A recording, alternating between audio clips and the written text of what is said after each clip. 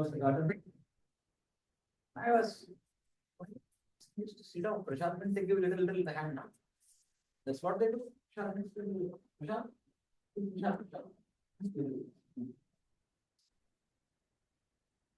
Why that? We sat.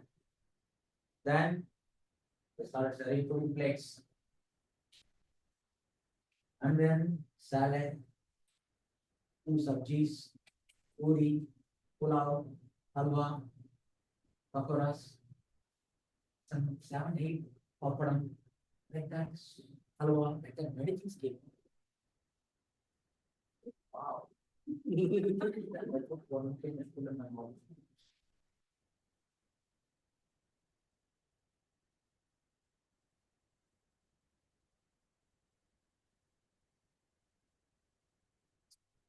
This is the planet. During my business, also travel.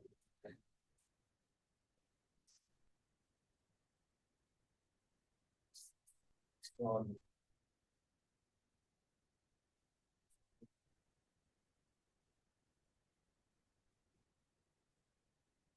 then I started after like going for 3, 4 weeks. I started feeling a little guilty. I am going to temple every Sunday to eat. I don't just say I'm going to temple to eat simply. I want to say like service. And I started feeling guilty. And I thought every Sunday I will go. I will not understand anything whatever they speak anyways. I'll sit there. After that, I'll start serving. So those days, everybody used to sit on the floor and somebody will like an assembly line serving. I'll go and serve. After that, finish service. Then I make up my plate, sit and eat without did some work. Okay, I'm not eating free. This was started. Then I always have the habit of reading. While all this time I was not searching answers for my questions. How am I supposed to raise the child? What is my goal? Like many of the questions, I did not have. I was not searching for answers in the temple. I was just going to temple as a social. But still the questions were there inside. So then I have the habit of reading. One day I took Bhagavad Gita from the temple bookshop. Because I always have the habit of reading. So then I tried to read. When I started reading, I had more questions than answers. Then meanwhile, within almost like 2 months, I have been going to temple. Meanwhile, I met some friends. They are also working in Microsoft like me. Seems to know. They have been studying Gita for some time. Then I met friends. I asked them. So I have some questions in Gita. I'm trying to read Gita. I have questions. Can you help me? Oh, you have questions? Doubts in Bhagavad Gita. Every Wednesday evening in building number 30, conference with 101. We have Bhagavad Gita group discussion in Microsoft. Officers, right? Why don't you come there and ask your questions there? Then I started going every Wednesday. Then I started asking questions. Slowly, I could start connecting the dots. Then all the unanswered questions I had in my life started emerging. At that time, somebody asked me a question. To get to Microsoft research, how many years of your life is sacrificed? Why I'm working Microsoft? To make a living, right? Go on and live. Ultimately, what? To solve 6-inch stomach problem. Right? How many years I sacrificed? 2 years of preschool, 12 years of school, 4 years of bachelor's, 18 years. Sacrifice my time, youth, life. After all, to make a living, to solve 6-inch stomach problem. If I really wanted to understand what is the purpose of life, if I really want to solve the problem of life, don't you think I should give some serious time and study and understand? somebody asked me this question. That made sense. That challenge, whatever that person told me. Don't you think just coming and studying, going there, if you do it like that, will you get into Microsoft? No. I sacrificed my life. To after all, to solve a small part of our life. 6 in 7 part. But if you really want to understand the purpose behind life, the question of life, I should give some serious time. That made sense. Then I started spending systematically. I did it alone. Then within that time, that first 3-4 months when I started going temple, I understood that this is something serious. Let me see how far this journey takes. So then, by the time before my daughter was born, I was convinced that I want to go till how far it goes. Then my habits changed. Now all my bad habits, like within the 2-3 months, stopped. My wife was in shock. She never thought that I'm a reformer. That she thought the changes in me, she saw the changes in me. If my husband is changing, that means there is something there in this. Then she also started coming regularly. We read Bhagavad Gita together. Bhagavad systematic study of Bhagavad Gita. That's how it started. Then, after 4 years of studying, then I felt that even though I grew up in India, all this knowledge, right, should have been taught in the school days itself or engaged. Unfortunately, I did not get the opportunity. One, they felt that was cheaper. Why somebody should have not knowledge, they engage. Of course, now is better than never. After learning, then I realized I should start teaching this. My wife started focusing on teaching children. I started focusing on the parents. So from 2010 onwards, I started teaching the Discover Yourself course. And many of the students wanted to learn Gita also. Teaching them started. That's the answer to the question. Small, simple question I gave a long answer. But we all have a story. Everybody's story is unique, but ultimately everyone is searching for what? Everybody searching for everything.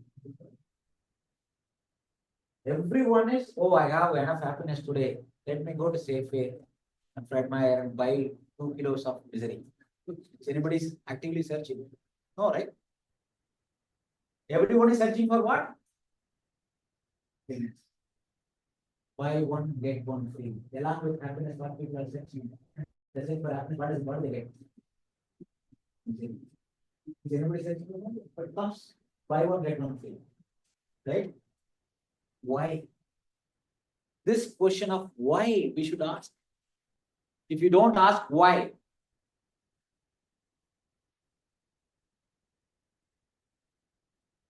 what are you doing?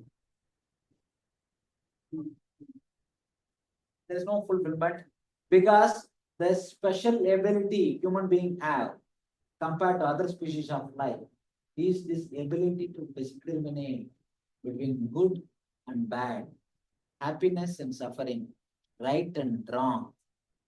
When we suffer, we can ask the question, why am I suffering? When the animals are suffering, other species of life, what do? They simply go to the suffering. Or they try to mitigate in some way. But they never ask the question, why? Because only human beings have this special ability. If somebody had given $1 million for you, somebody had given $1 million for me, I take that money and then dig it up. And behind my house, I dig up a hole. I bury the money.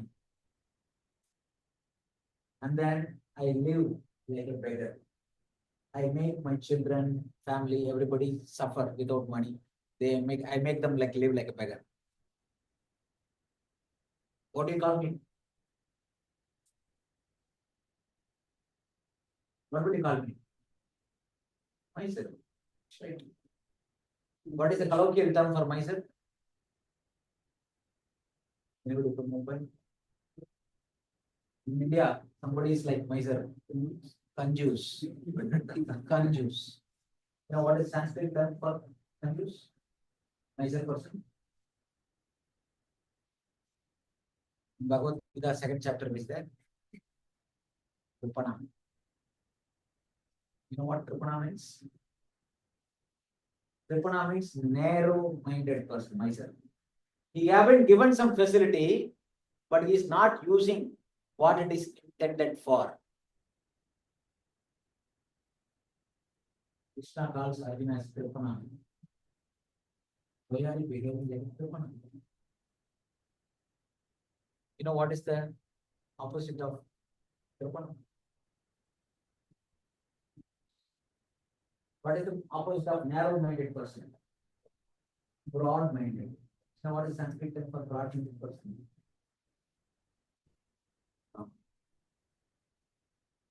Brahmana. Opposite of Brahmana is Brahmana. Brahmana means it's not a person born in a particular family. It's not caste. It is not based on birth. Brahmana means not one who wears a 25 thread across his shoulder and rings some bell and does some puja and spiritual. No. Brahmana means one who constantly inquires about Brahman is called Brahmana. Brahma janati iti Brahmanaha.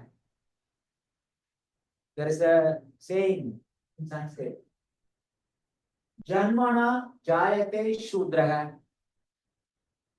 By birth, everybody is Shudra. Samskare bhava vijaga.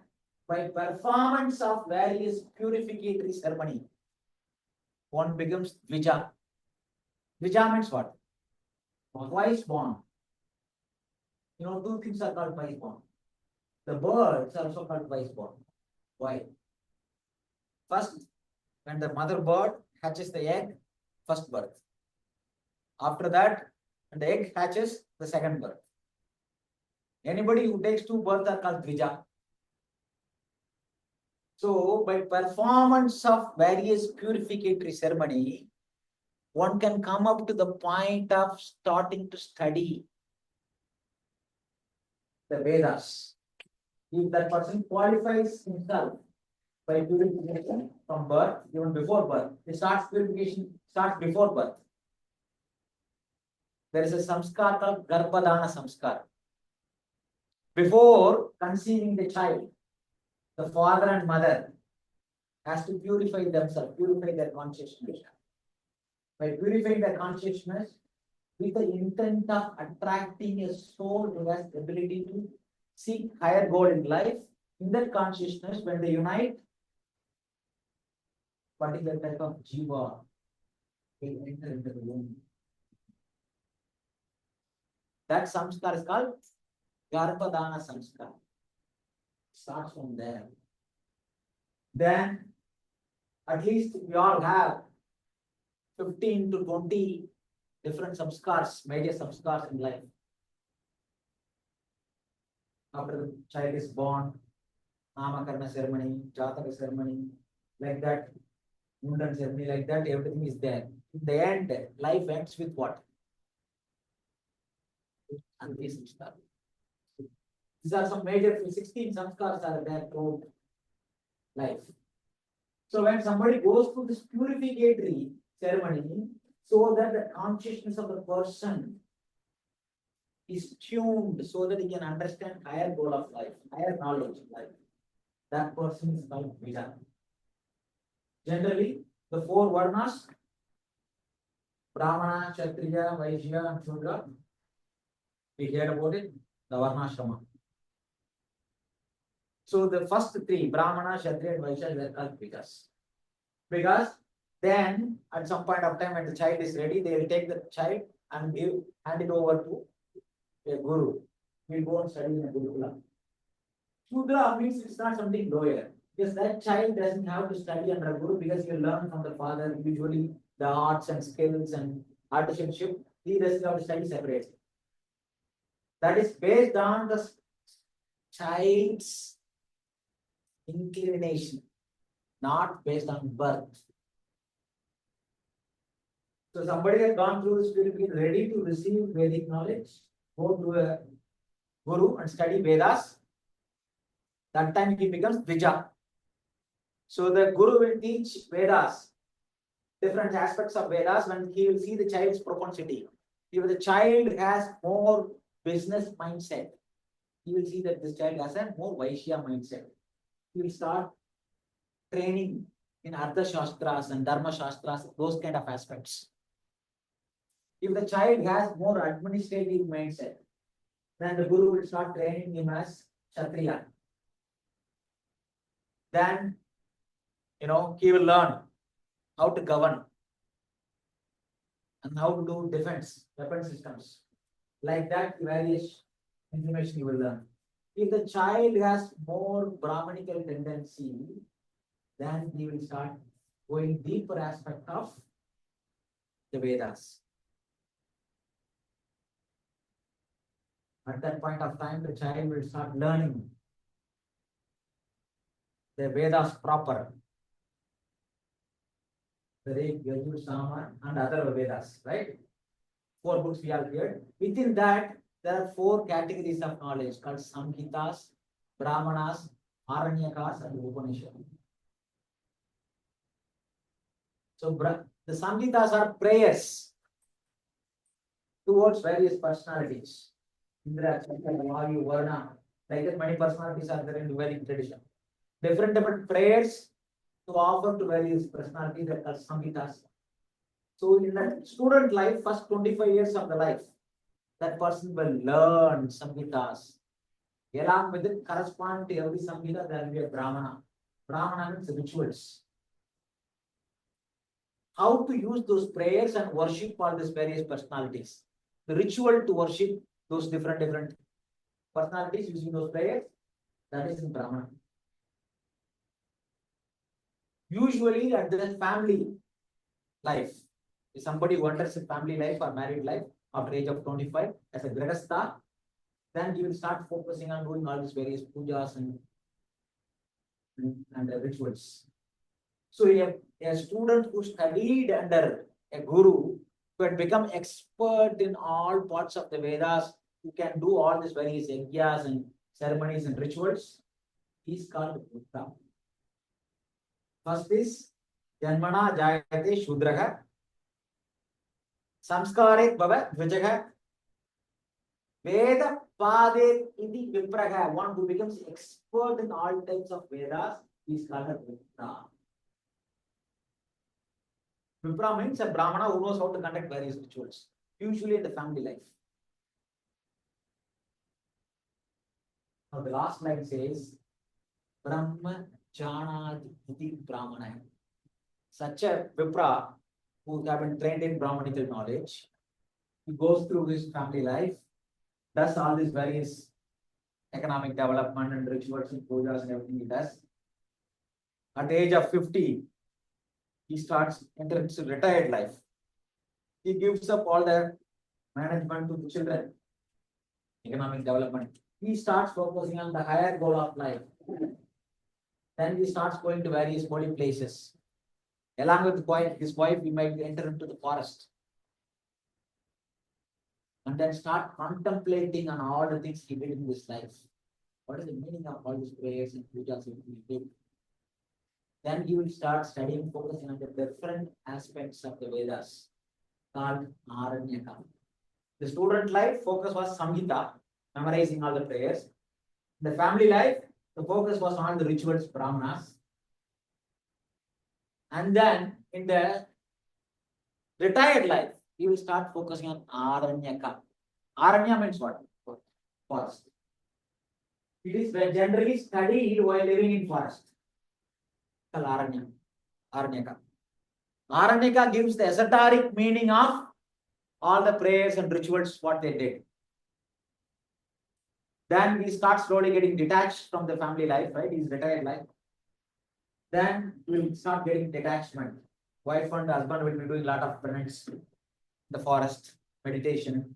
Then he will start developing detachment even from the family members. And at the age of 75, he will take sannyas. Then he will start contemplating on the concluding portion of the Vedas called Upanishads. Upanishads gives the conclusion, philosophical conclusion to all the great teaching.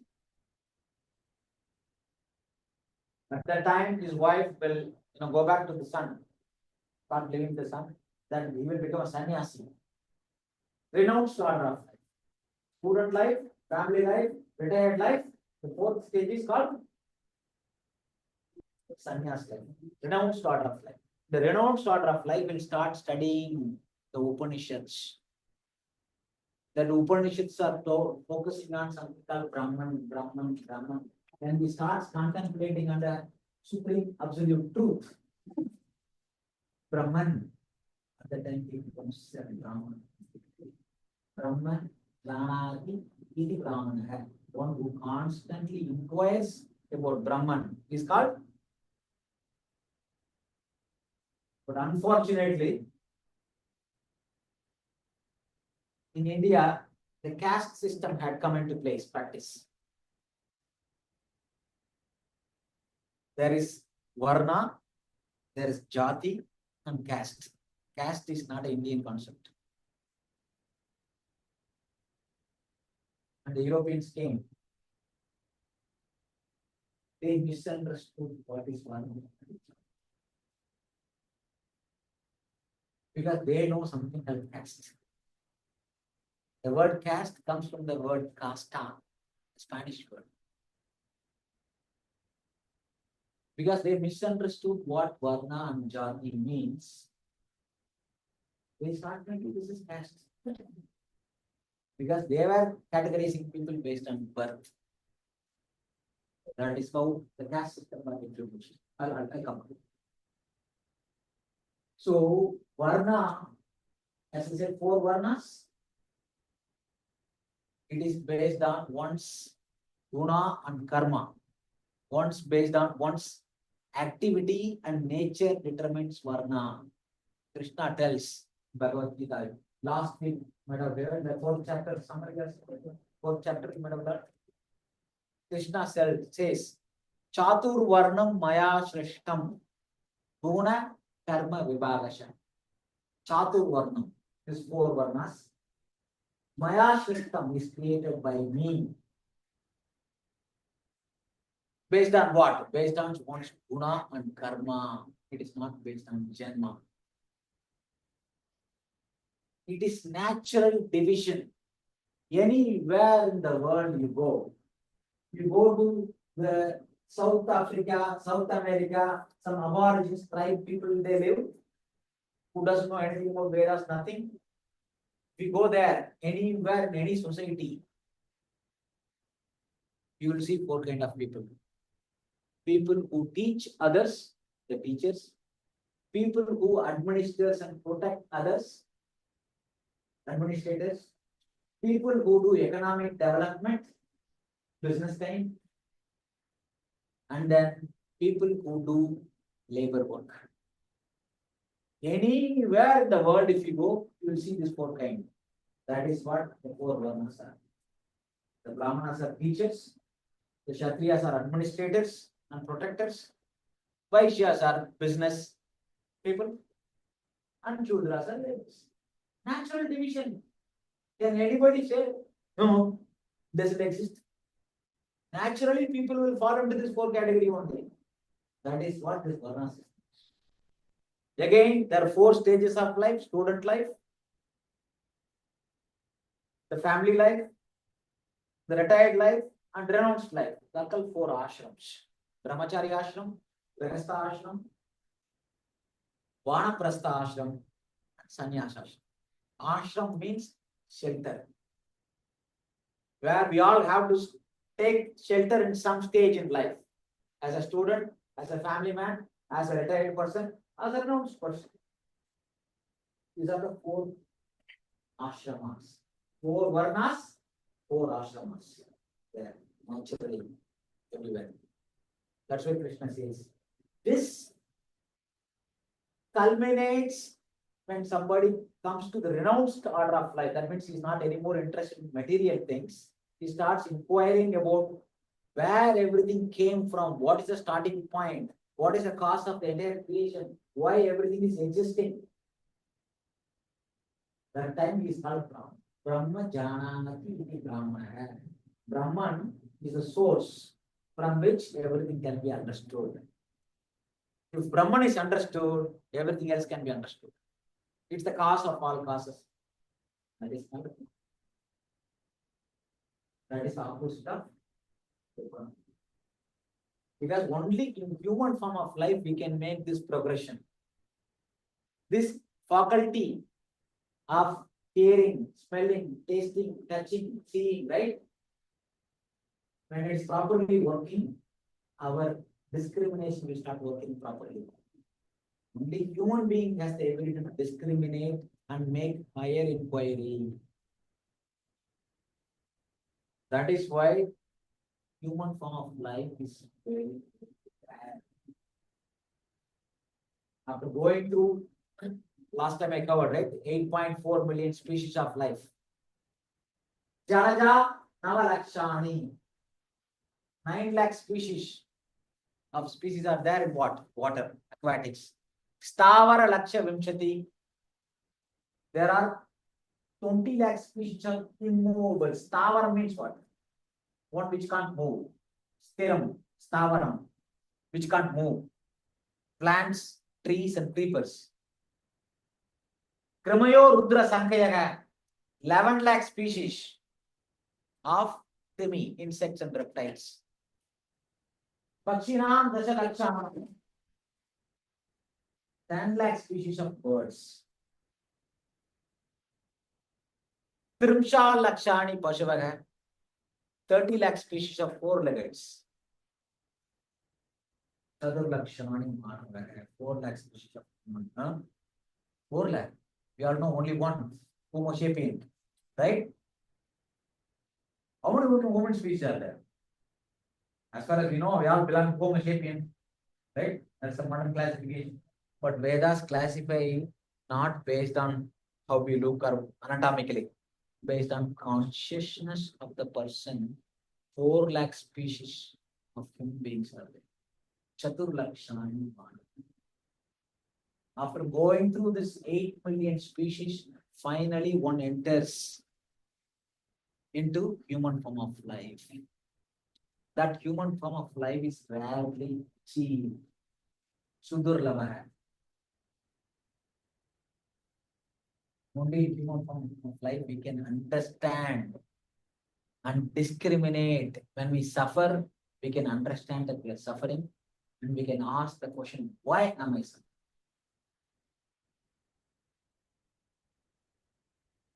So Gita is meant for a person who is civilized. Because Arjuna, the first chapter of Bhagavad Gita, is giving various reasons why you should not fight this war. Krishna does not speak until then. In the beginning of second chapter, Arjuna understood that I can't solve this problem myself, whether to fight or not to fight. I don't know which is the right thing to do, to fight in this war or not to fight in this war. When the problem is beyond our capacity, what is the right thing to do? Ask for help. Right? Arjuna, that's what he did. He surrenders to Krishna. Krishna, the second chapter, 7th verse. Arjuna is surrendering to Krishna. Until then, he was talking like a friend. After the 7th verse, the relationship changes from friendly one to guru-disciple. Please accept me as your disciple. Please instruct me what is ultimately good for me. There is no one in the three worlds that dispel my doubt other than you, Krishna. Until then, Krishna does not speak.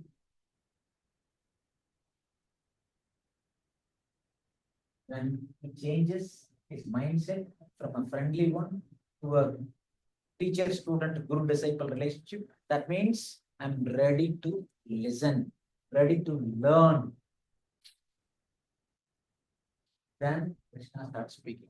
The first thing he does, disciple means to be disciplined. The word disciple comes from discipline. First, Krishna disciplines Arjuna. Arjuna, you spoke like a learned Pandita, but you are a fool. Anarya Jastam means how this impurity had come upon you. You are behaving like an Anarya. Arya means civilized human being. Anarya means one who is not civilized. What does it mean? Civilized means one who knows how to put coat, suit, pant, shirt, and eat with spoon and fork. You call that person as civilized? Civilized means one who knows the value of human form of life. He is called Arya. It is not a race. Like what the Europeans did and Hitler did and Aryan race. There is nothing called Aryan race. Aryan means one who knows the value of human form. Anarya means one who does not. Krishna calls Arjuna as Anarya. You are behaving like an Anarya. Then chastises him, disciplines him. Then he starts speaking from the foundation of all the spiritual knowledge. What is the foundation of all spiritual knowledge? When does the spiritual knowledge begins? Huh? Once we understand, once we accept that I am not this body, I am a spirit soul. You know what is the foundation of all science, material science? Mathematics, right? Mathematics is the foundation of all science. What is the foundation of mathematics? Mathematics is built on some basic set of axioms. 1 plus 1 equal to 2. That's one of the axioms. What axiom means? Axiom means there is no proof. You accept it as truth, then many things can be explained nicely using that. Axiomatic truth means there is no proof, but if you accept that as truth, many other things can be nicely explained without contradiction. That's called axiom. 1 plus 1 equal to 2 is an axiom. There is no proof for 1 plus 1 equal to 2.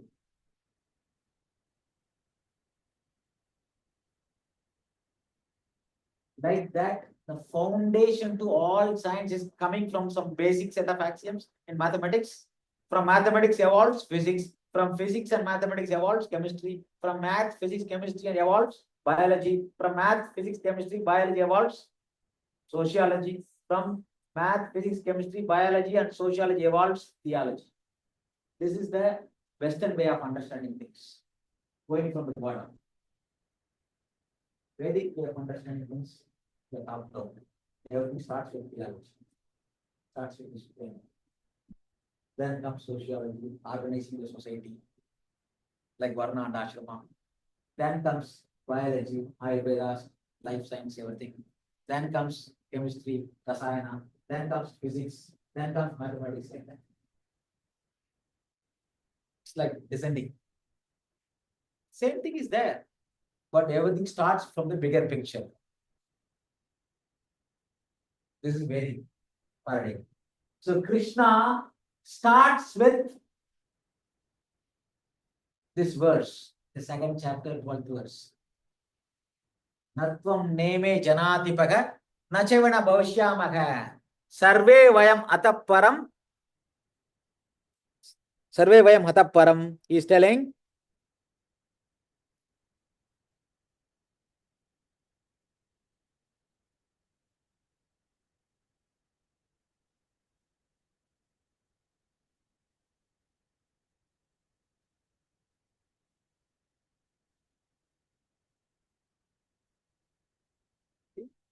Natve vagam jatu nasam, natve neve janadipaga, nachavana bhavishyamaga, sarve vayam hataparam.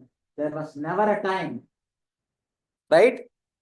I did not exist, nor you, nor all these things. There will never be a time we will all cease to exist. What does it mean?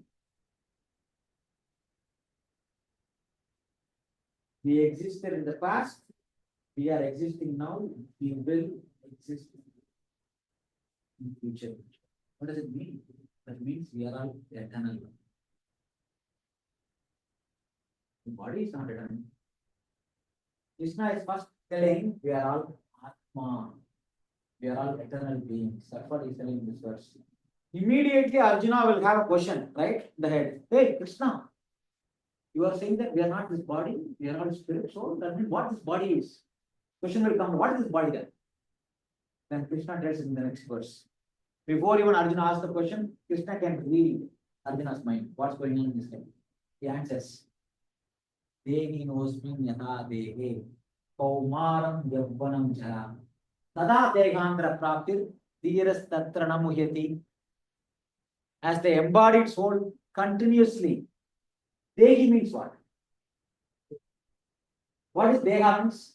Body. Dehi means owner of the possessor of the body. Owner of the body. Deha means body. Dehi means owner of the body. He is telling as the embodied soul continuously passes in this body from childhood to youth to old age. Similarly, at the time of death, the soul moves on to another body. What does it mean? He is saying the body is a temporary thing. We, the soul, Atma, are eternal, permanent. The body is temporary. It's changing all the time. That's what he's telling.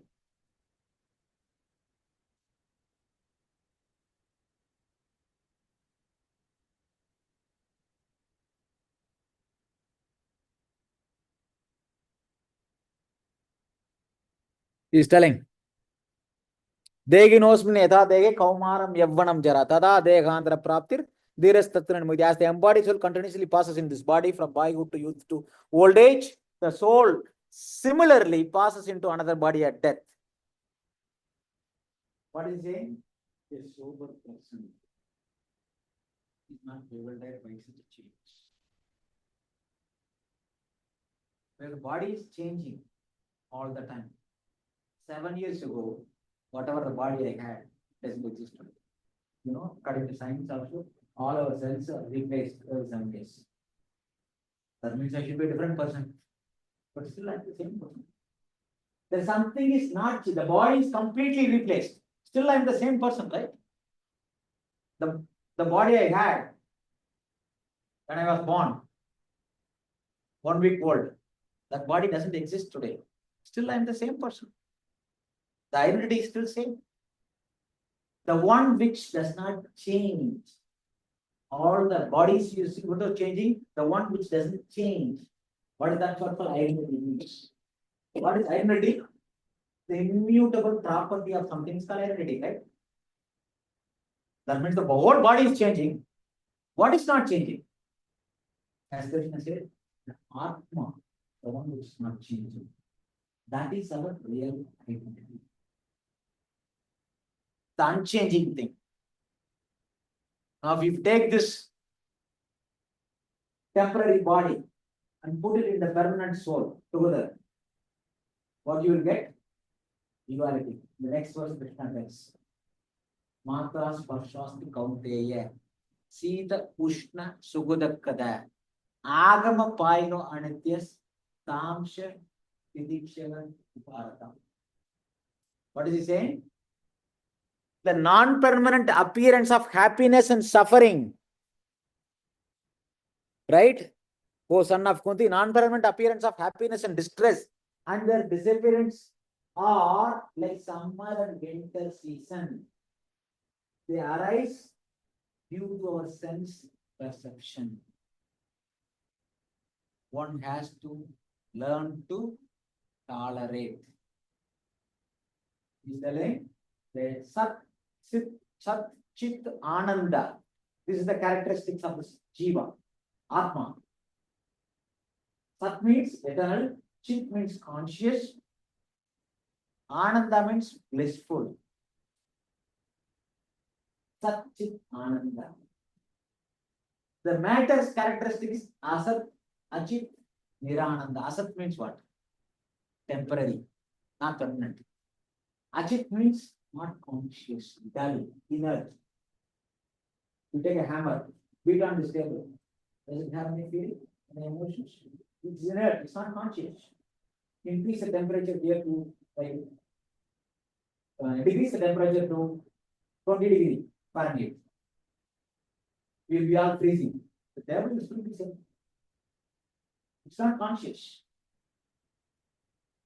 Asat, Ajit, Nirananda means there is no, it's not bliss seeking. This Asat Chit Ananda and Asat Chit Nirananda body, if you put it together, what you experience? Duality, happiness and suffering, heat and cold, right and wrong, good and bad, honor and dishonor, love and hate. This arises due to our sense perception. Where is the sense perception culminates? Our eyes, nose, tongue, all this very sense perception we have. 5 Jnanendriyas we all have, knowledge acquiring senses. That is the send all the data. Mind. In mind only we perceive everything. Where do we experience the so-called happiness and suffering and good and cold and right and wrong, bad and good and bad? In our mind. Krishna is saying we have to tolerate this duality. Okay, I can understand you are saying that I have to tolerate the suffering. Why should I tolerate happiness? Because the temporary happiness you receive, if you get elated by the temporary happiness, or if you get depressed by the temporary suffering, you will not be able to focus on the actual goal.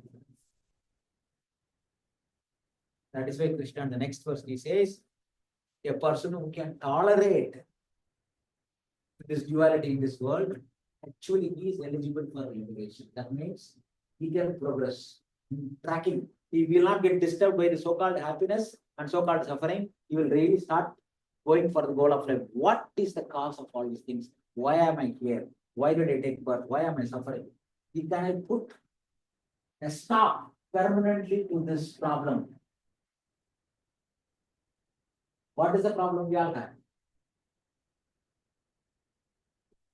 All problems can be categorized into 2. Real problem and temporary problem. Real problem means it has to meet 3 criteria. What are the 3 criteria?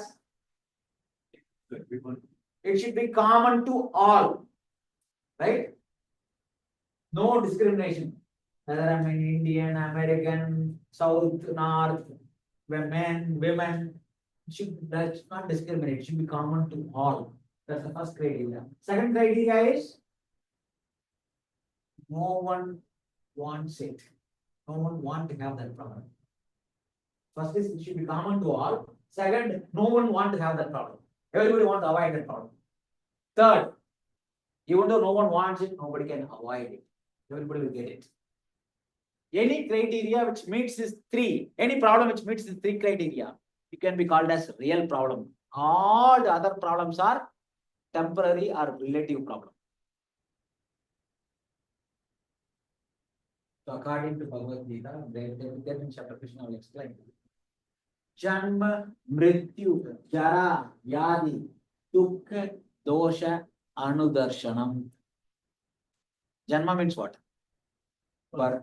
Mrityu means death. Jara means old age. Vyadi means disease. Dukkha, Dosha. Dukkha means what? Suffering. Dosha means fault or problem. Dukkha, Dosha, Anu, Darshana. Darshana means knowledge. Anu Darshana means situated in knowledge. Krishna is telling one who understands birth, death, old age, and disease are the real problems which cause suffering in this world. He is actually situated in knowledge. As of, it's not enough. This four, we all experience three types of miseries. Three types of kleshas. Misery we all experience. Miseries caused by our own body and mind. Our mind and body is constantly causing trouble. That is called adhyatmika klesha. Misery is caused by one's own self. Second, misery is caused by others towards us. Right? The parents, the children, the in-laws, the spouse, the managers, neighbors, mosquitoes, terrorists, or some species or the other always causing some trouble for something else. This is called Adi Bhaudike Klesha. The third type of misery is called Adi Daivika Klesha. Misery is caused by natural calamities, tsunami, forest fire, thunder, storm, right? Like that extreme natural calamities. It's called Adi Daivika Klesha. These three kleshas we all experience. As human being who have the ability to discriminate, using that, can I solve the real problems, which is Janma Mrityu Jara Vyadhi? Can I put a stop to these three types of suffering? This is what we should be trying to solve as a human being. If you really want to solve problems, ultimately humans should try to solve these problems. Until somebody makes an attempt using the discrimination, this actually is not fulfilling. It's simply living, eating, mating, sleeping, everything like other species.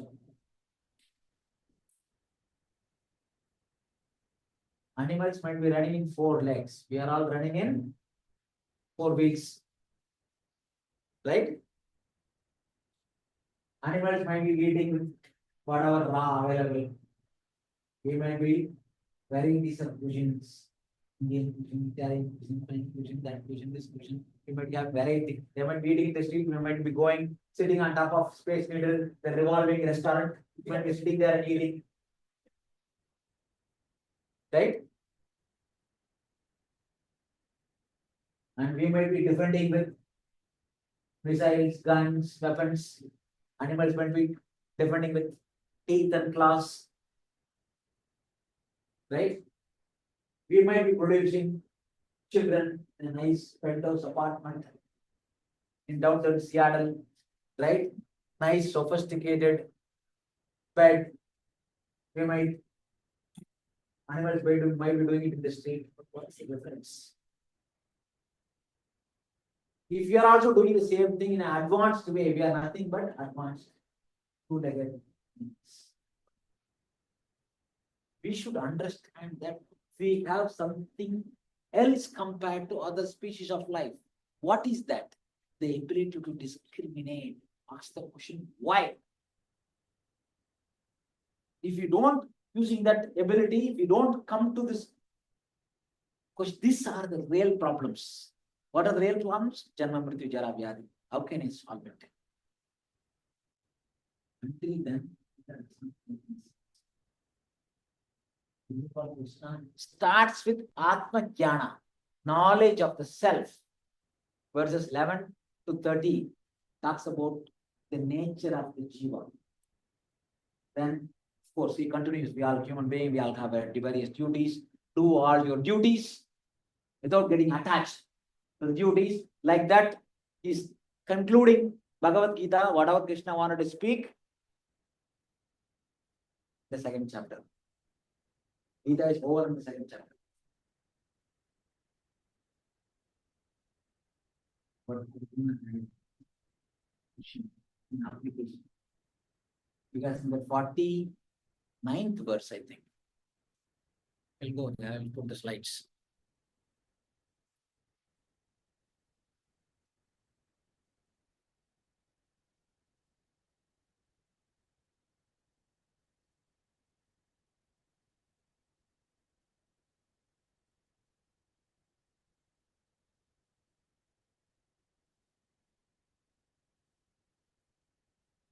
Can't see.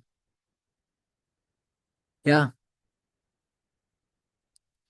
Krishna is telling the 49th verse, I think. He's saying, Arjuna, with the help of knowledge, with the help of Buddhi Yoga, stay away from abominable activities.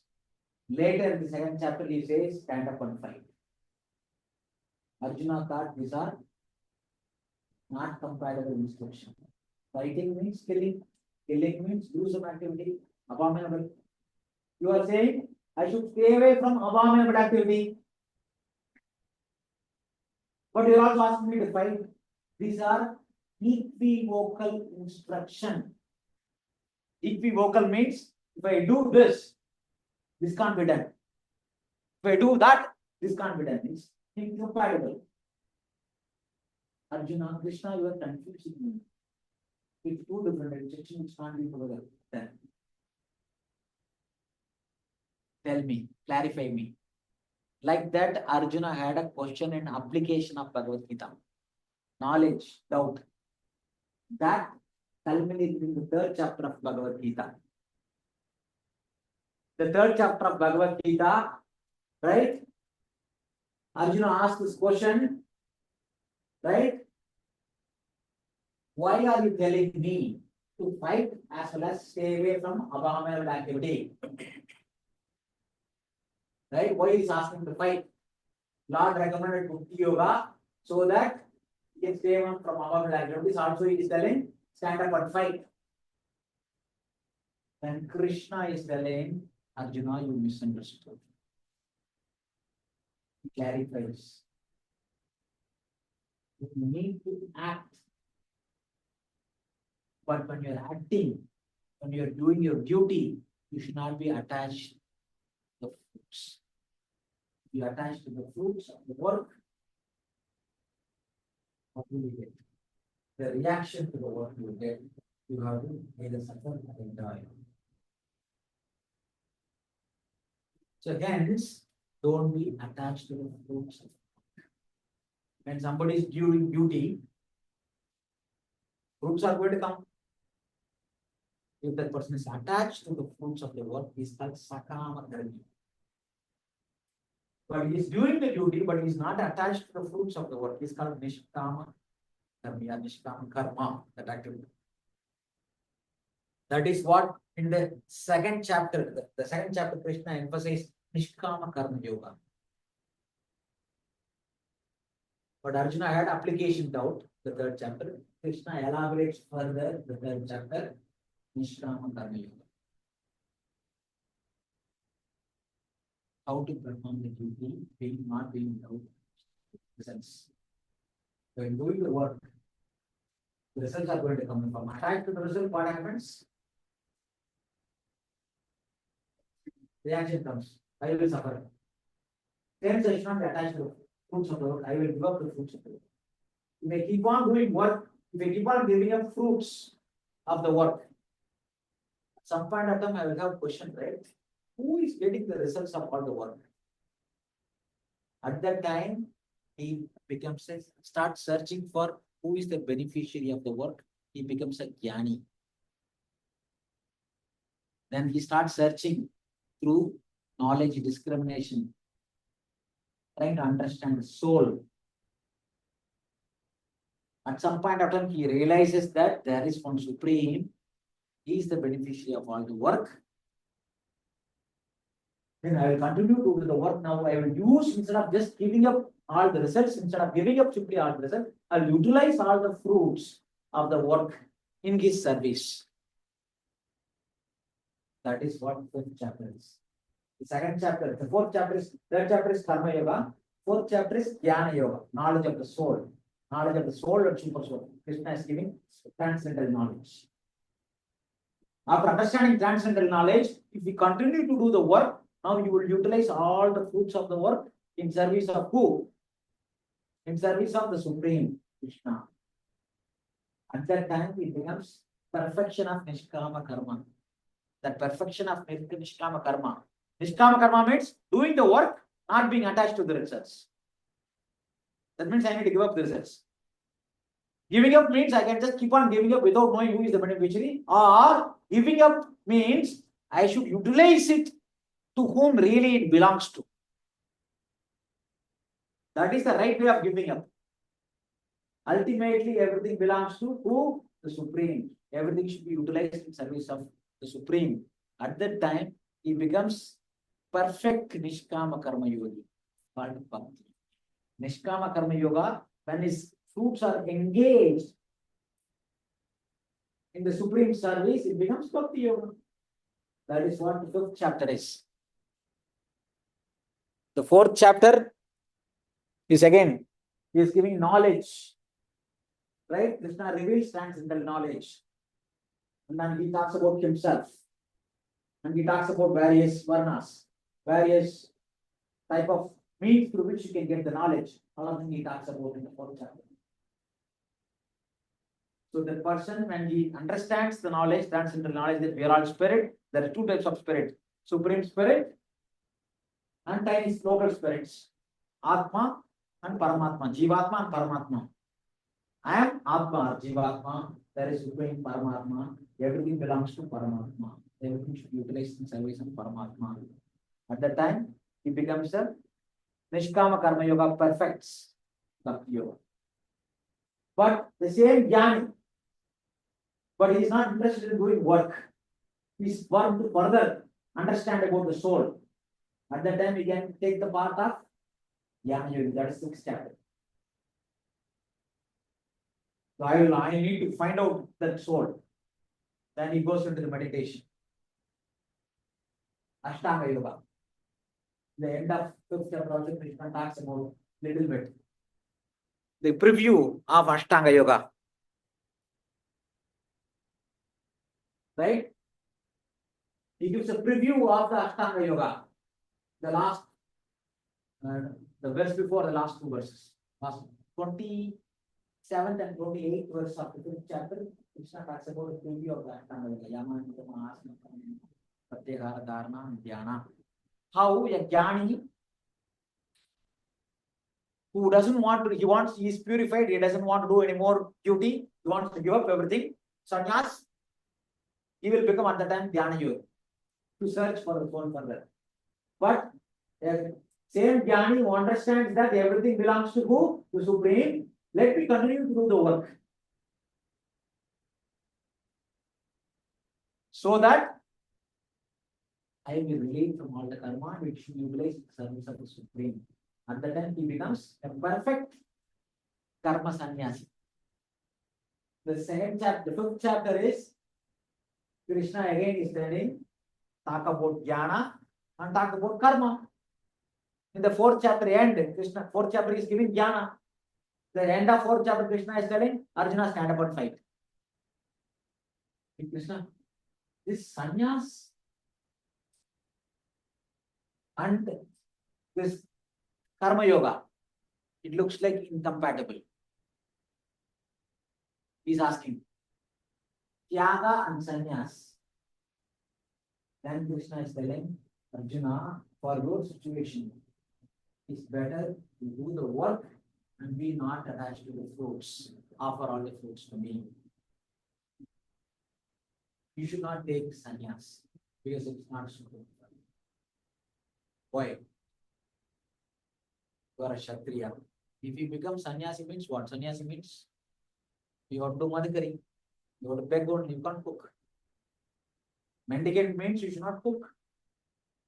You will be going asking for food. When you are asking, begging, the process when you are begging, somebody will insult you. Right? Some people make good food, some people cannot. Sometimes if you are begging, somebody can insult you.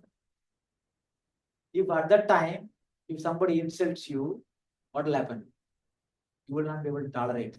Your Kamandala at that time will become Gandiva and you will kill that person. You will convert your Kamandala into Gandiva and you will kill, you can't tolerate because you are a Kshatriya. Kshatriyas can't tolerate insult. So hence, for your situation, it's better to do Nishkama Karma Yoga. Renounce the fruits of the work, but do the renounce fruits of the work and with the understanding that ultimately everything belongs to me. That detail, that is what fifth chapter is. In the fifth chapter, again, 4 sections are there. The first section is, actually this is another way, he is actually giving like here 6 in general, in terms of the 6 again can be classified into 4 only. First is staying in this world and doing your duty by not attaching the fruits of the world. That is better compared to sannyasa for most people. Staying in this world. Second, but when the activities are happening, when you are doing the work, do not think that you are doing the work. Actually, the 3 modes are carrying out the work under the supervision of Supreme. But the initiator of the work is the Jiva. Hence, for all activities, there are 3 doers. For all our activities, there are 3 doers. For example, I want my hand to go up. Me as a Jiva, first I am desiring for my wanting my hand to go up. When I desire, my hand should go up. Along with me, who is there at the heart? Paramatma. He knows whatever I am thinking. Oh, he wants his hands to go up. Then Paramatma looks at my karma balance. Whether I have enough karma to hand to go up. Then he permits. Paramatma permits. Yes, this action is sanctioned. Then he gives the command to who? The 3 modes of material nature. The body is made up of the 3 modes. It's a mechanical system. He gives the command to the 3 modes to carry out the work. Actually, the 3 modes are carrying out the work of making the hand go up. Now, what is the difference between a person who is not paralyzed and paralyzed? Person who is not paralyzed is desiring his hands to go up, his hand is going up. Because he desires, Paramatma sanctions, the 3 modes carries out. Person who is paralyzed, he is also desiring his hands to go up. The hand is not going up. Why? Paramatma looks at his karma balance and sees whether he has enough karma to hand to go up. Not insufficient balance. Transaction rejected. Then command does not go to 3 modes. 3 modes does not make the hand go up. So there are 3 doers. The first section of 5th chapter is staying in this world or doing your duty, not being attached to the fruits of the world. Second section of 5th chapter focuses on Krishna explaining how there are 3 doers for all our activity. What are the 3 doers? The Jivatma who desires, Paramatma who sanctions and controls, the 3 modes, the nature which carries out the actual work. Now, who is responsible for all these things? Who is held accountable for the work? The 3 modes which did the work, is it accountable? Paramatma who sanctioned, is accountable? No, the Jiva, the initiator, the one who desired, he is the one held accountable. So the 3 doers we should understand.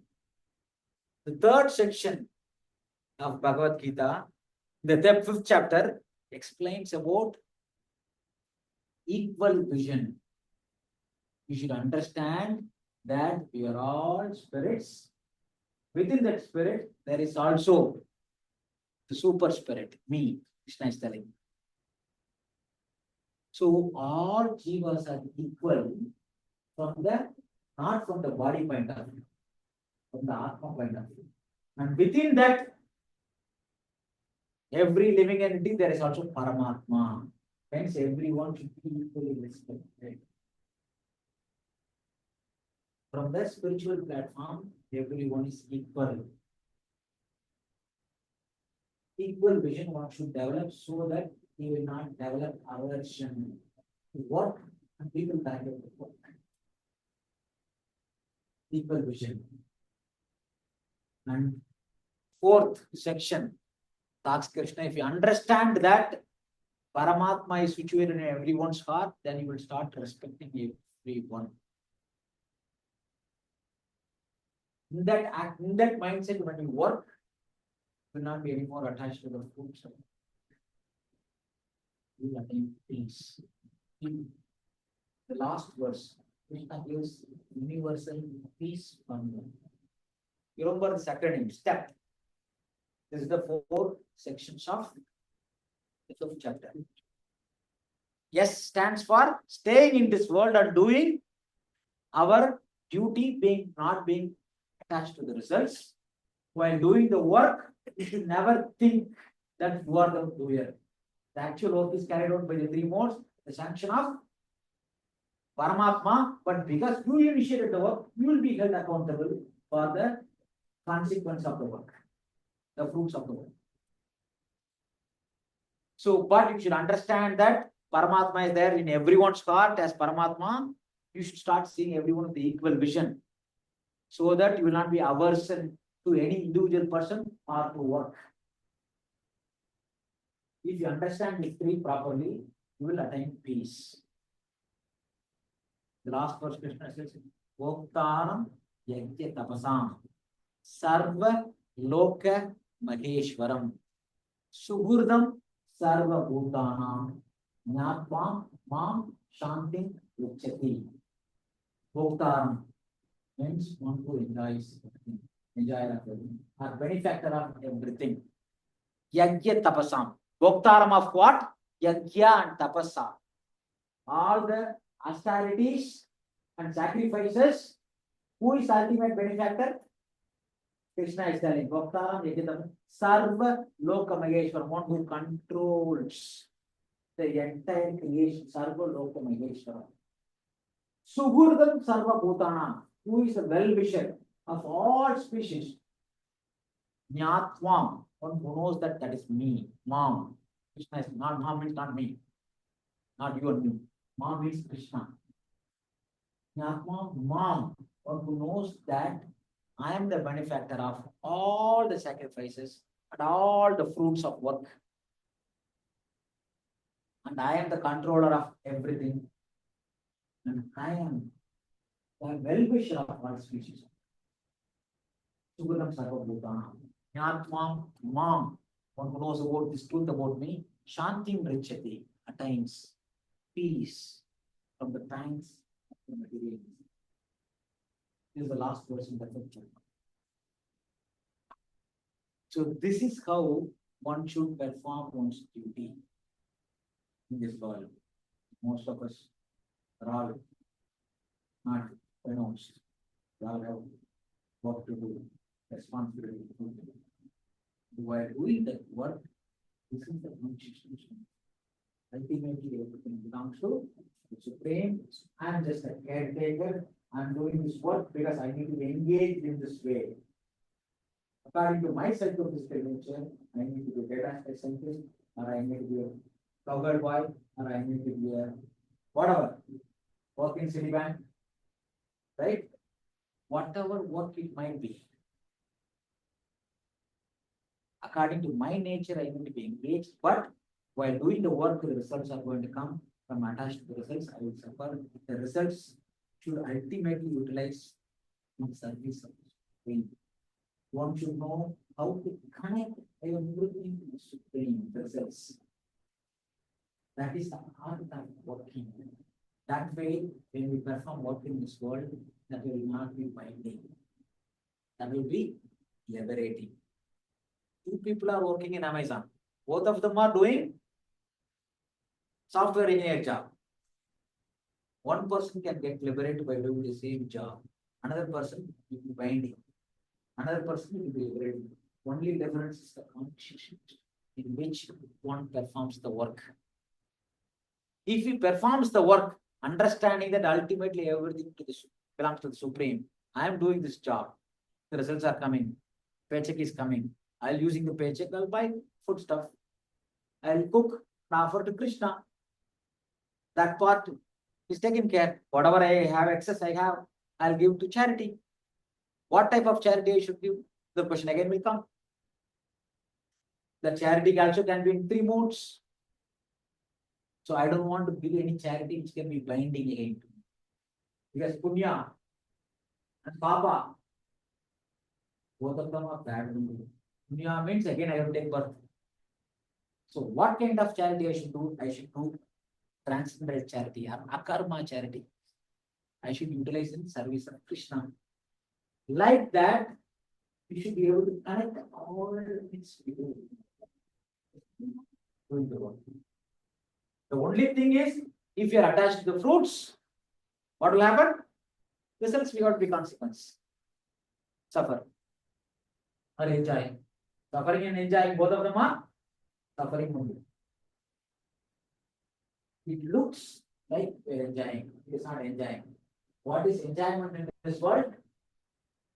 Happiness is nothing but gap between miseries. We call it as happiness. The real happiness we really don't even know. That is what Krishna is trying to impart through Bhagavad Gita. What is real happiness? To attain real happiness, first we should be peaceful. Without peace, there is no happiness. He is learning how to attain peace. Understand that nothing belongs to anyone, everything belongs to Supreme. In that consciousness, when you do work, you are not attached. The fruits, you will not face consequence. But when you utilize all the fruits in service of Supreme, that will give real happiness. That's called seva. If you are searching for happiness, what will you get in this world? Misery. But if you are searching for seva, what will you get? The byproducts? Happiness. Because that is our constitutional position. What is constitutional position means? That is the inherent nature of the soul is to serve. They are part and parcel of the Supreme. We have to, our nature is we are always serving. Can anybody say that I am not serving? We are all serving only. We are serving Amazon, Microsoft, serving our body, serving our relatives. Nothing else is there. Our serving our mind. If you don't have anything, get a dog and serve the dog. Right? Right? Sometimes you see like a person with nice coat and suit and walking with the dog. And the dog will poop, will take out from his coat, the gloves, put his and take the poop and pack it and put it into his packet and go, or fold it in his packet and go. He's always saying, I won't ask to serve. Instead of serving the dog, D-O-G, reverse it. G-O-D, serve God, and will liberate him. Not bind. So this service aptitude is existing in all species of life.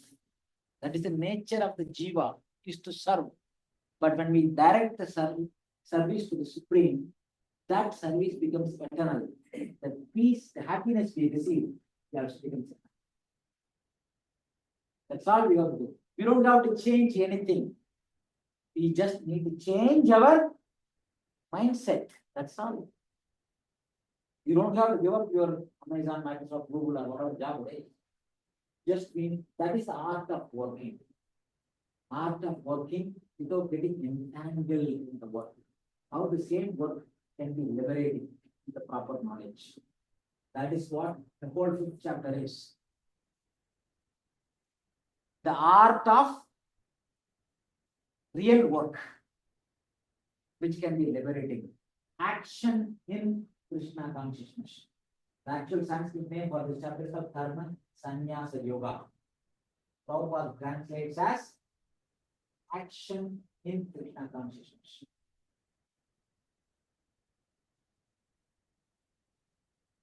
There are 2 levels of Nishkama Karma. Nishkama Karma Yoga means what? Not being attached to giving up the fruits of the work.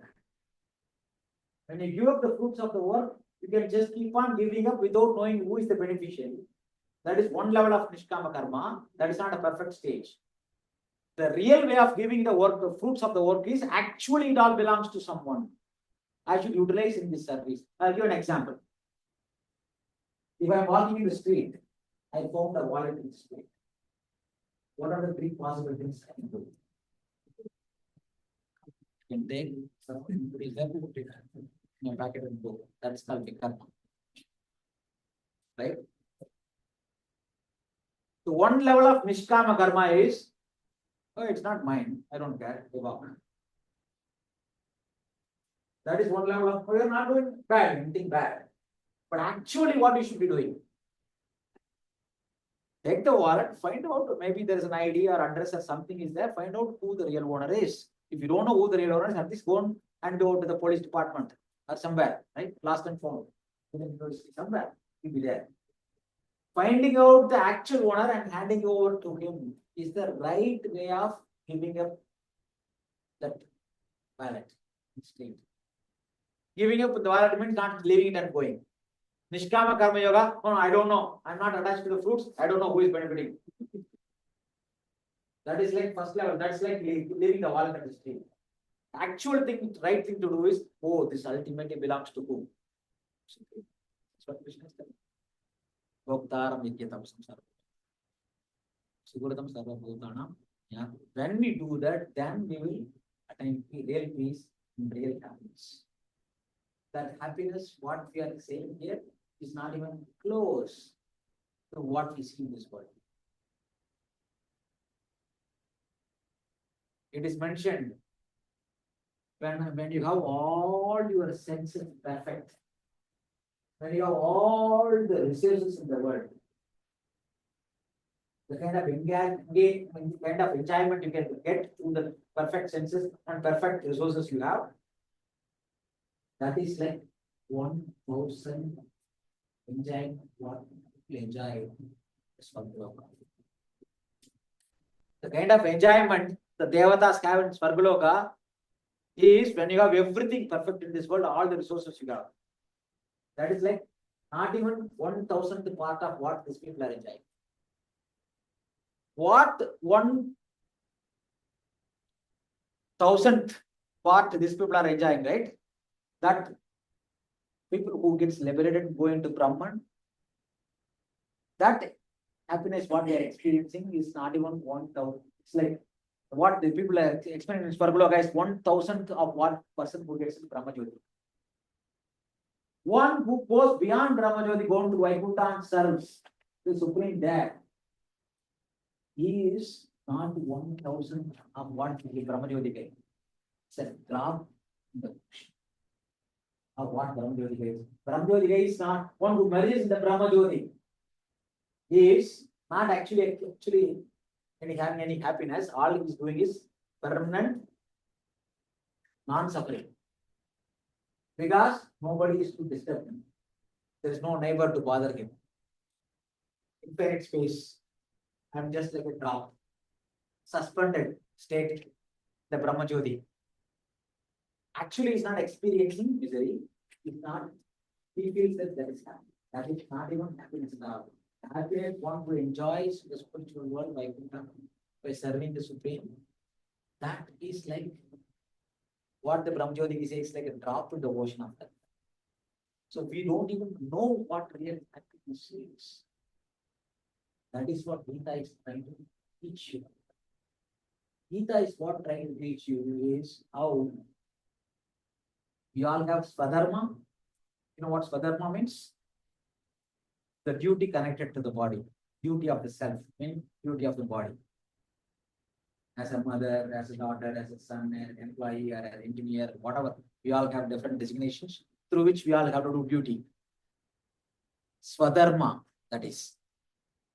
Swarupa Dharma means the duty, the nature of the soul. How to attain through Swadharma, ultimately reach Swarupa Dharma. That's what Bhagavad Gita is all about. You don't have to renounce anything, but they have everything to connect towards the Supreme. Direct everything towards the Supreme. That is the essence of the fifth chapter, which we should ask. My idea behind this session is to help you to get motivated to understand Bhagavad Gita can help us in every step of our life to make a decision. Is it okay? Any comments? Any questions? Yes.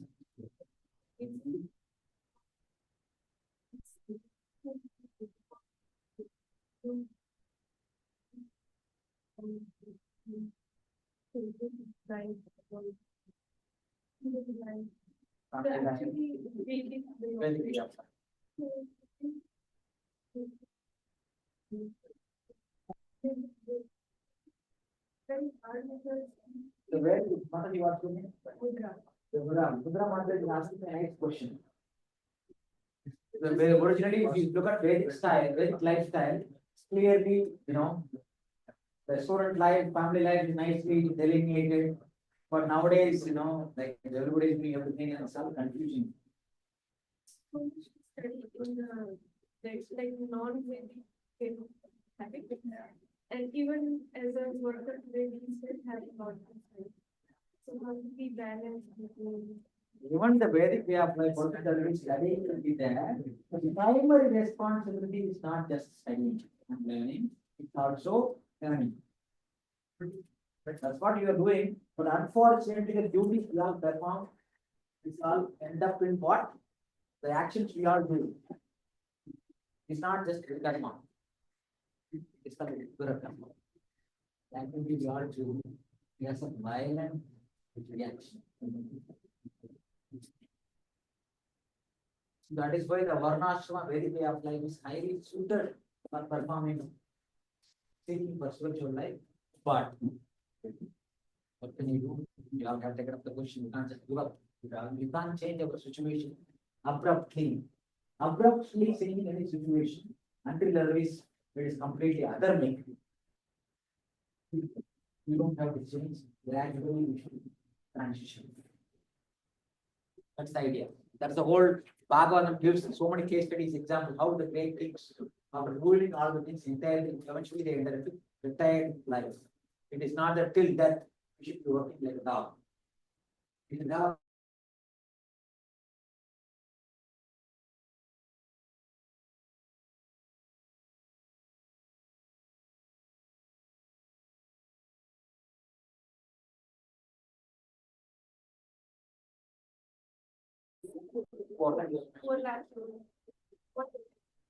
what is that based on consciousness? People are classified from human species. Like for example, right? Here in this room itself, we might have different way of thinking. We bring one, let's say one big box of gulab jamun. Different people might react differently. The person might take one and distribute everything else. Some person may will turn, distribute others, but still I back for tomorrow. Right? Like that, based on the three modes, people respond in a different way. Even people in the higher planets, they are also considered to be what they are in the highest consciousness. All beings who came from the descendant of Manu, they are all called Manushya. Manu came from who? Directly from the body of Brahma. Brahma's right hand came a personality called Swayambhu Manu. From left hand came Shatarupa. This husband, right? What is this nonsense? Right, somewhere you have to start like that. That's it. The months of intended with the seven lokas. They are not like born like biologically, like from the body of Brahma they are manifested. So Shatarupa and Swayambhu Manu came all different devatas and personalities. Many personalities came. The descendant of Manu are called Manushya. Based on the consciousness of the thinking capacity of the person, the human beings are classified into four lakh. What is this? That's called Purushotama, Ram. Ananta, Krishna, or Ram, Vishnu. He is not like us, but he is not us. Huh? He's not part of the 4 lakhs. Then what is the one? Huh? Huh? What is the one that is below it?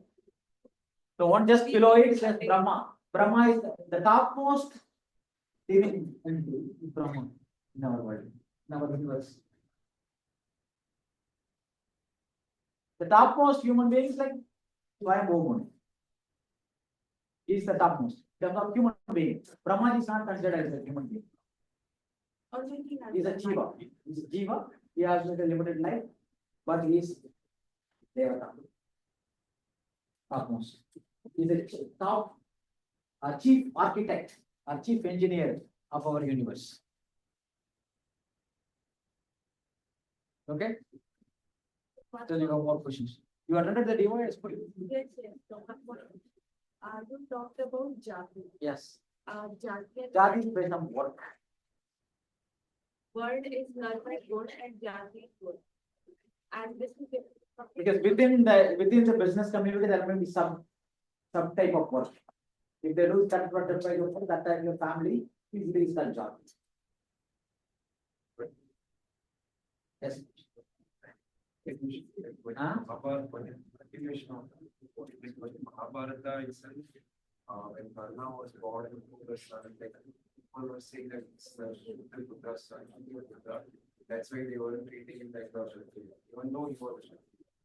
So isn't that like caste system present even before British? Yeah, that is not like that. Because he was said as Shudra, because Shudra Putra he was said. Yeah. Okay, because his father was a charioteer, he's a labor. There's nothing wrong in saying it. But whether he is a Kshatriya or not, that has to be based on his behavior. Did Karna behave like a Kshatriya?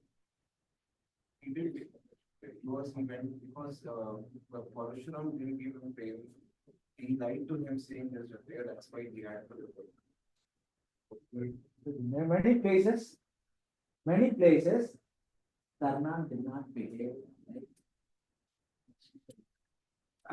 even though he's very good at weapon systems.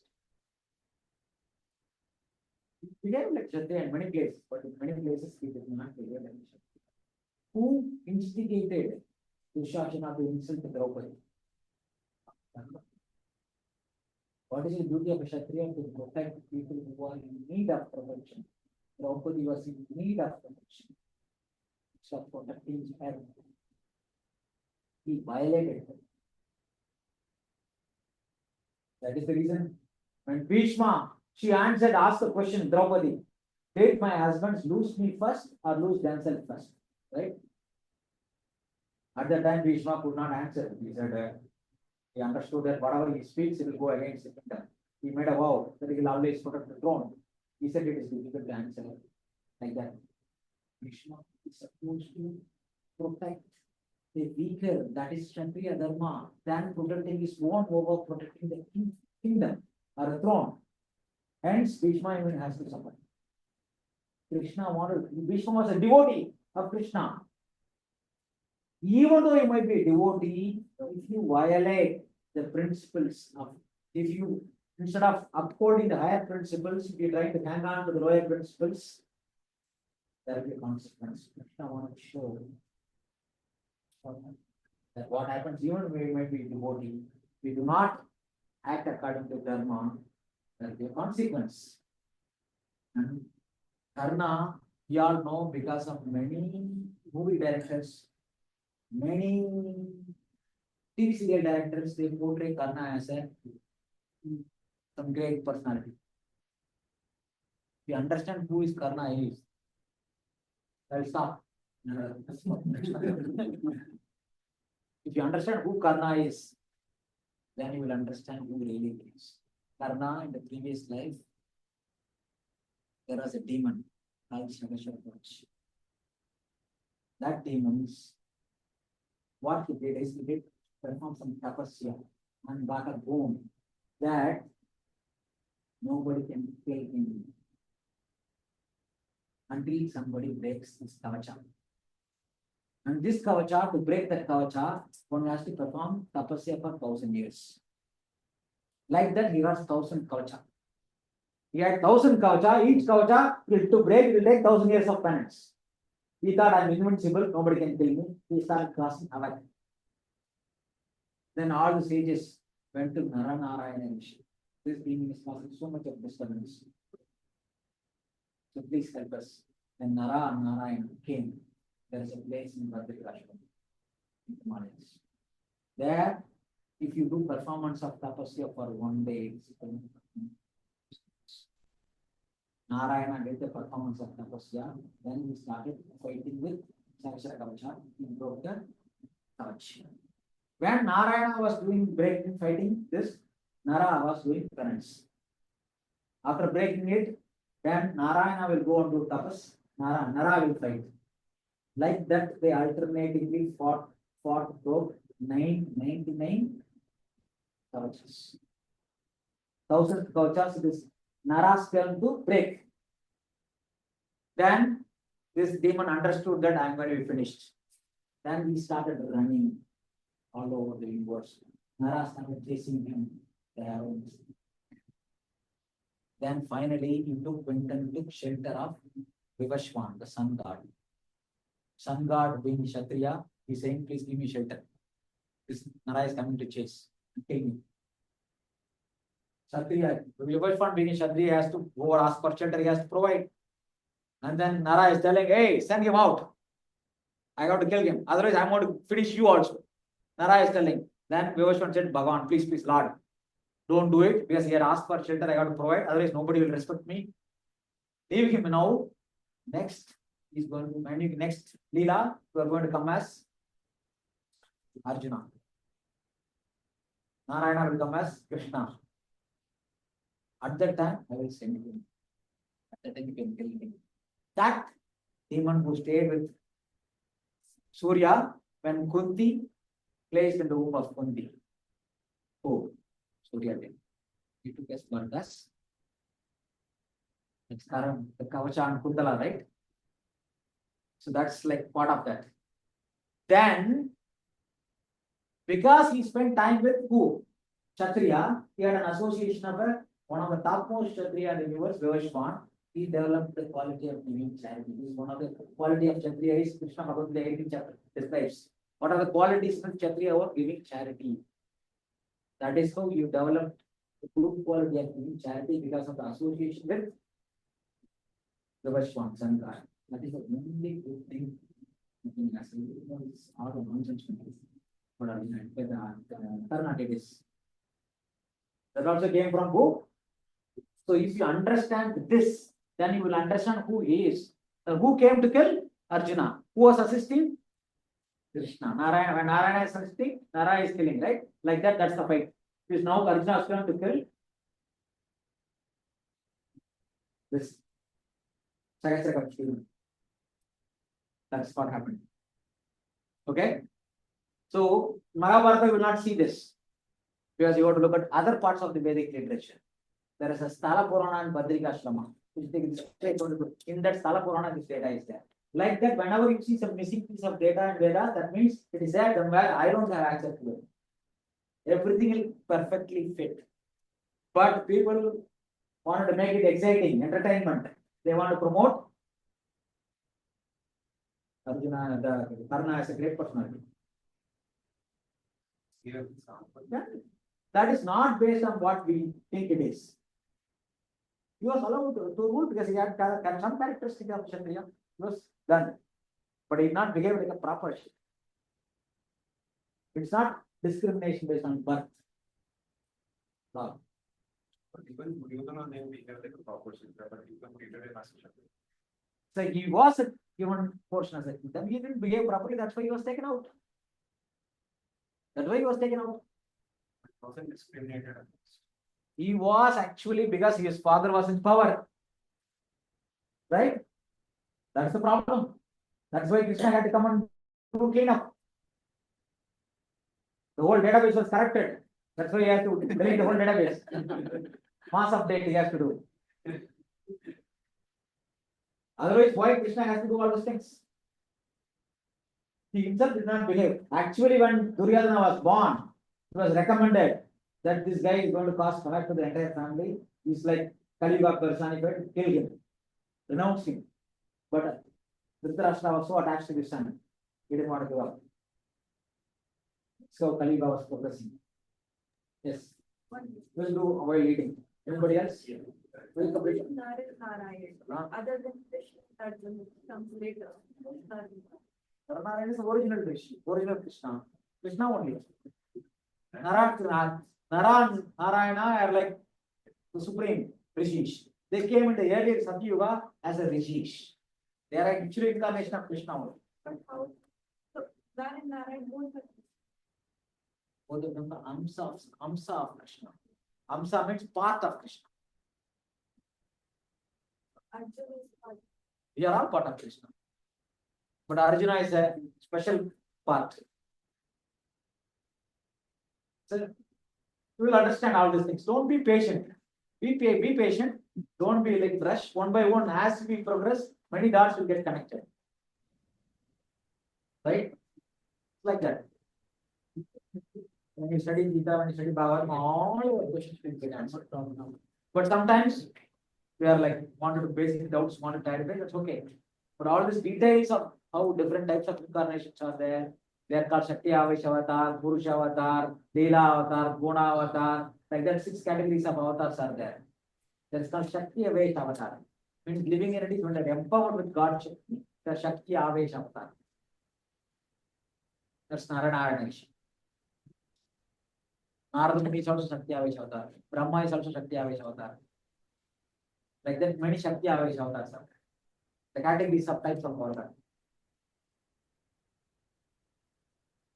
In general, avatar means we think everything is no. There are categories. Purusha Avatar, Leela Avatar, Guna Avatar, like that 6 categories are there. Okay? Brahmantar Avatar, Yuga Avatar, like that. Okay, please take Prasad. Hare Okay? Thank you. Prabhuji, there was a question online. Prabhuji, can you hear us? Hare Krishna. Hare Krishna, Prabhuji. One question I have is you mentioned about Karma Yoga and Gyan Yoga in chapter 3rd and 4th. So, does one yoga ultimately lead to a higher realization than the other, or are they equally important to attain moksha?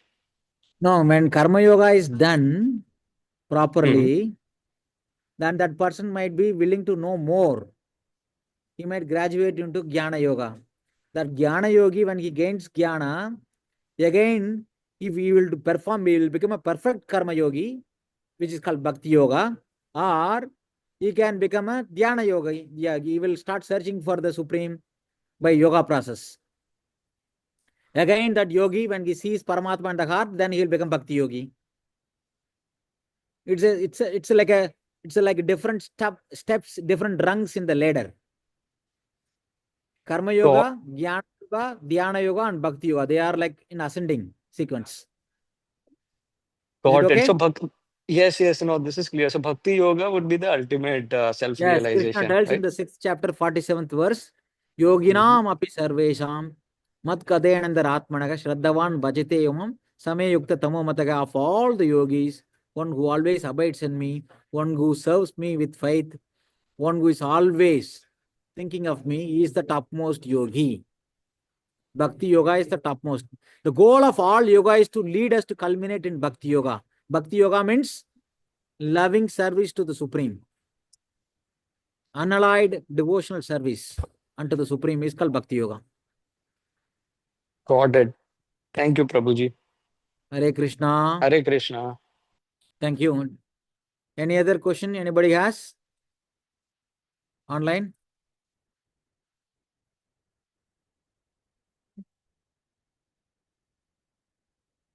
Hare Krishna.